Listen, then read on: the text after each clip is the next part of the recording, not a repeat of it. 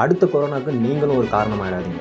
இப்போ நீங்கள் பார்த்துக்கிட்டு இருக்கிறதெல்லாம் லாஸ்ட் 50 வருஷமாக டாக்டர்ஸால் ஹாஸ்பிட்டல்ஸில் நினச்சி பார்க்க முடியாத கொடூர நோய்களை குணப்படுத்தக்கூடிய ஆன்டிபயோட்டிக்ஸ். அதுக்கு என்ன இப்போது அப்படின்னு கேட்டிங்கன்னா, இதில் இப்போ பாதி வேலை செய்கிறது இல்லை. ஒரு ஹோட்டலில் போய் சாப்பிட்றதுக்கு முன்னாடி நல்ல தண்ணீரை சமைச்சானா, நல்ல எண்ணெய் ஊற்றி சமைச்சானான்னு 1000 கேள்விகளை கேட்குற நம்ம, ஒரு இரும்பல் தொண்டை வலினா நேராக ஒரு மெடிக்கல் ஷாப் போவோம். யாருன்னே தெரியாத ஒருத்தர் 3 மாத்திரையை கொடுப்பாரு. அதை வாங்கி சாக்லேட் மாதிரி முழுங்கிடுவோம். அந்த 3ல் இந்த மாதிரி ஏதாச்சும் ஒரு ஆன்டிபயோட்டிக்ஸ் கண்டிப்பாக இருக்கும். உங்களை மாதிரியே எல்லாரும் அப்பப்போ இந்த மாதிரி ஆன்டிபயோட்டிக்ஸை தேவையே இல்லாமல் வாங்கி போட 7ஆம் அறிவு படத்தில் என்ன தான் டாங்லி உத்து பார்த்தாலும் போதி தர்மனாக மாறின சூர்யாவை கண்ட்ரோல் பண்ண முடியாத போகிற மாதிரி போதி தர்மனாக மாறின பாக்டீரியாஸை கூடிய சீக்கிரம் இந்த ஆன்டிபயோட்டிக்ஸால் கண்ட்ரோல் பண்ண முடியாது. அண்ட் எஸ், இந்த ஃபினாமினனை மெடிக்கல் டேர்ம்ஸில் சொல்லணும்னா this is known as antibiotic resistance, which leads to மாத்திரைகளே இல்லாத குணப்படுத்த முடியாத நோய்கள்.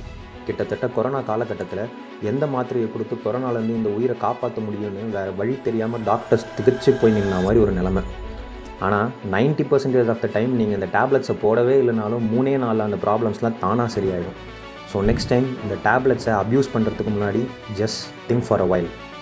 ஆன்டிபயோட்டிக் ரெசிஸ்டன்ஸ்க்கு நீங்களும் ஒரு காரணமாயிடாதீங்க.